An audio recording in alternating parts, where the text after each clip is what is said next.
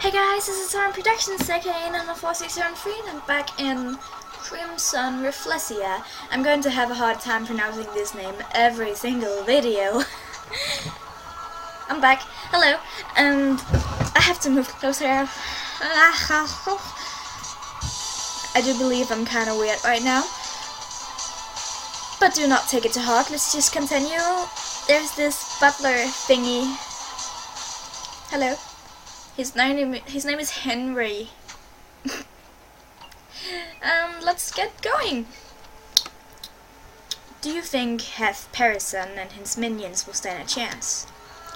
Goldstein opens the bag at his feet to reveal an array of firearms and various modern weaponry. The boy named Henry Lenore names, gasps, clearly impressed. However, we should not try to use guns unless it's absolutely necessary. The noise will startle Parison, and then everything would be for naught. But we'll share cooperation. Aren't they our enemies? I do not understand. How could they possibly be helping us? The Parisons work for them, don't they? I do not understand that either, but I understand that the Parisons have wronged the director somehow. This is our chance. Finally, we can have revenge on that lecherous man and his disgusting family. The long-lasting feud between the two great families and Goldstein and Parison is not one to be taken lightly. The Parisons are sneaky and greedy. Many times they have wronged the Goldsteins, and the Goldsteins could do nothing but watch as they erased every trace of their wrongdoings by making use of their connections with the Wilshire Corporation. Wilshire Corporation is not a company to be taken light-heartedly. In this ruined, corrupted, crime-ridden country with its pathetic, incompetent government, Wilshire pretty much controls everything from behind the scenes. The final straw was when Hef Parison lured Robin Goldstein's daughter Chloe over to his house with the pretext of having a nice chat and a little surprise party. Oh shit. Goldstein never knew what Parison did to her, but she went utterly mad after that and wouldn't speak a word. Creep! Kill him! Yet he was able to cover all of his tracks and remain unscathed. Such an act was utterly unforgivable. Now Robert Goldstein and Henry Lenore want nothing but a slow, agonizing death for the monster named Hef Parison. Let's do it! Oh, funky music again. Hef Parison holds her in his arms for only about 5 seconds. Yet those 5 seconds feel like an eternity of bliss to him. It's temporary, dear. It's a temporary bliss. Check that song out, it's good. The young girl screams around in his arms as politely as she can. She stands up, still wobbling uncomfortably. Her body is stiff, as she has been desperately trying to hold something back. Hef Parison notices and drops his face to be level with hers.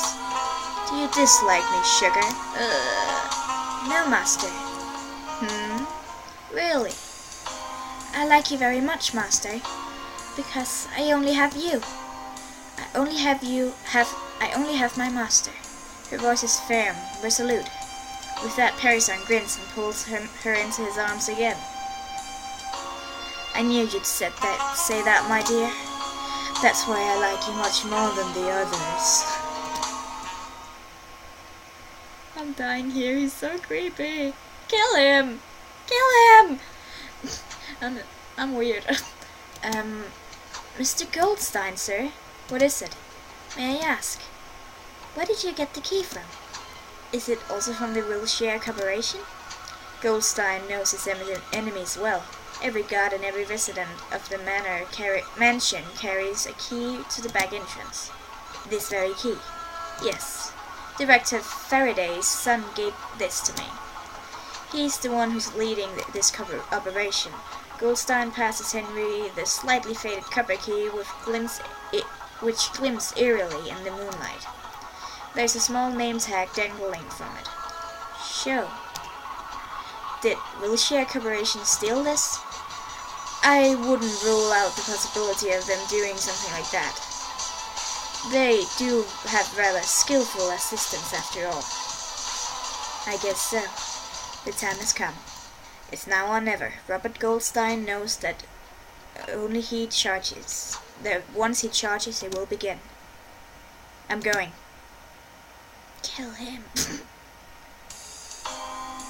Back to funky music. Hef Parenson finally loses his constrictedly grip on the small girl in his arms, ignoring her weak little cuffs as she stumbles away. He'll just stop here for today. He'll have more fun with her tomorrow. For good measure, he purposely spilled his tea on the floor just to see the maid's flesh-stirred expression as she rushes to clean it up. After having teased her slightly, Parenson lounged on his chair. There is a nagging feeling in the back of his mind. Something wrong is happening, but he doesn't know what it is. There was a chore he needed to do for the crazy director Faraday that he had forgotten about? Did he forget his daily reminder to the guard to knock at his door before entering? Did he forget to take out the trash? A whole series of possibilities were floating through his mind. Finally, he sits back and relaxes. It's probably nothing.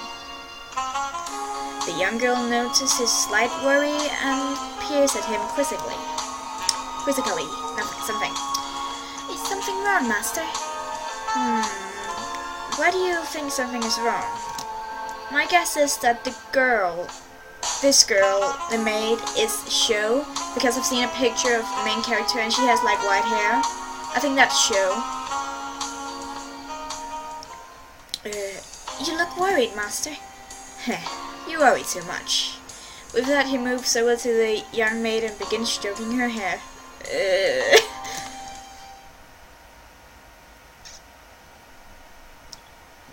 Harrison's guards are surprisingly easy to handle. Still, Goldstein makes sure to knock them out instead of killing them. Robert Goldstein considered himself a man of morals, unlike Harrison.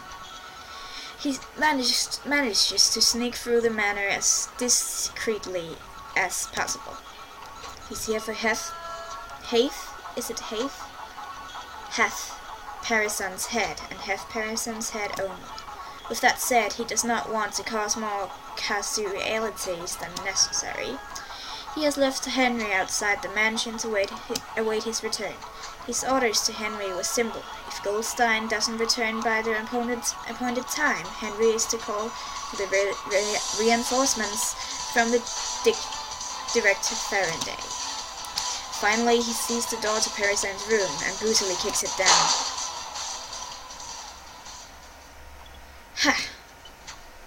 Huh? Just as Goldstein expected, he managed to take Hef Parison completely by surprise. There he is, lounging on a plush armchair, stroking a young maid in his arms. Hef Parison pushes her off and jumps upright immediately, horrified. You! This is checkmate. And with all those years of humiliation and hatred stirring inside him, Goldstein has no problem pointing the pistol at Parison, ready to kill. Wait, calm down! I can explain. He pulls the trigger. That was easy. The moment Goldstein pulled the trigger, Hef Parison knew he was going to die. His mind wouldn't accept it, yet his body did. That was why he couldn't move. Yet, he is still alive. Why? Who?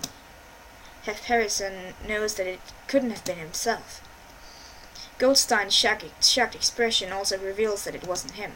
Then, who was it? Wait, there was a third person in the room, wasn't there?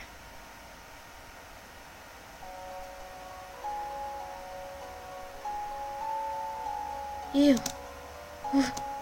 What? neither man understands what's going on. The shy young maid is standing upright, an unmistakable smirk on her face. In her hand is a knife. Her parison can't accept the sight standing before his eyes. She was his maid, a servant whose job was to cover and fear and cook and clean. Yet now, no. More importantly, there's another person in question. Did she just slice a bullet in half? Definitely not. There's no way something like that can happen. Bullets move at a speed of more than 900 miles in an hour. It would be utterly impossible for any... I love they use the word utterly a lot. Impossible for any human being, no matter how skilled, to follow that speed with normal eyes, let alone use a simple knife to block it. Yet, indeed it isn't possible. With due horror, Hef Parison realizes that the knife is in truth merely for show. Even without a knife, she could have stopped that bullet just as easy. The bullet was completely disintegrated without a single trace. Goldstein can't believe his eyes. Of course he had noticed the young maid when he entered the room, but he had barely misguided her as simple domestic servant who posed no threat. Yet what lies before his eyes is the girl who betrays expectations completely. Messily cut pale hair that looks utterly unsuitable on a dignified housekeeper, a childish face with a maddened grin and those scarlet eyes. A gleaming knife all surrounded by a dull, threatening aura. This was the first time I've tried to use a simple knife to do this. It's a bit less flexible without a sword, don't you think?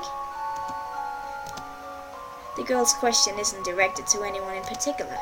Both men remain frozen in disbelief. The strange aura of dread emitting from the previously shy and easily flustered young girl is way too much to bear. Aren't you going to say something? Aren't you going to shoot? The taunt in the girl's voice echoes through the room, completely erasing the meekness of her earlier behavior. Goldstein wants to say something, but his voice is stuck in his throat. In the end, he only manages one line. I don't hurt woman.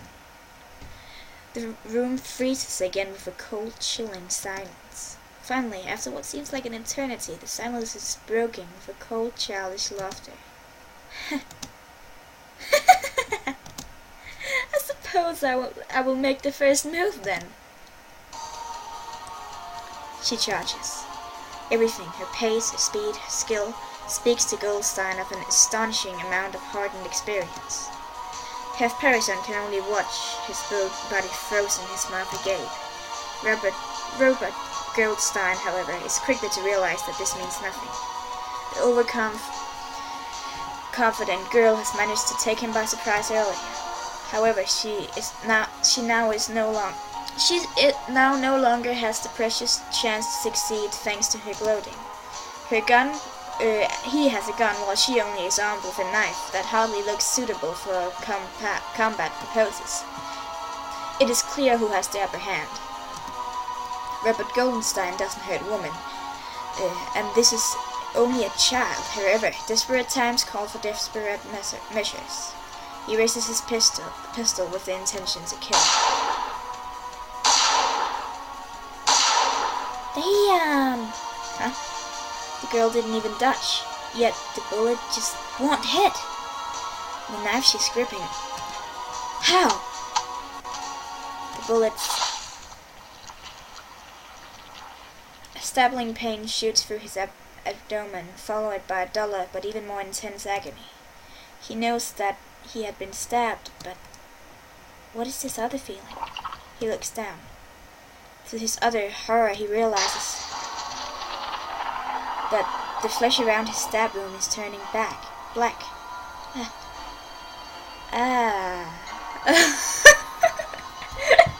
Damn! Have to end the episode here. I will see you in the next one. Bye!